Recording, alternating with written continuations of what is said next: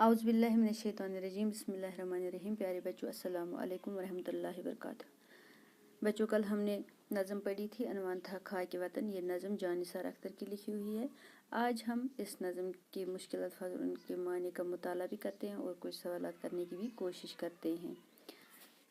لفظ معنی: دشت و دمن جنگل بیاباں، سرخرو کامیاب، لہکنا چہکنا، پینگ جھولے کی رسی، دمکنا چمکنا۔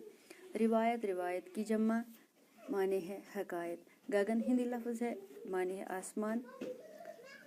جگمگ چمکنا، سدا ہمیشہ، شاد خوش۔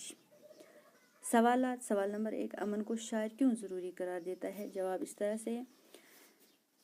جواب: امن زندگی کی فلاح و بہبود کے لیے ضروری ہے۔ امن اور سکون کے بغیر زندگی گزارنا مشکل ہے، اس لیے شاعر اسے ضروری قرار دیتا ہے۔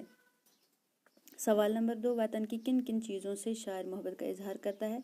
جواب: شاعر وطن کی مٹی سے، اس کی صبحوں اور شاموں سے، اس کے شہروں کے ناموں سے، اس کے گاؤں کی چھاؤں دینے والے برگد کے پیڑوں سے محبت کا اظہار کرتا ہے۔ سوال نمبر 3، شاعر کو کون کون سے تہوار پسند ہے جن کے سدا منائے جانے کی وہ دعا مانگتا ہے؟ جواب: شاعر کو عید اور دیوالی کے تہوار پسند ہے جن کو وہ ہمیشہ منانے کی دعا کرتا ہے۔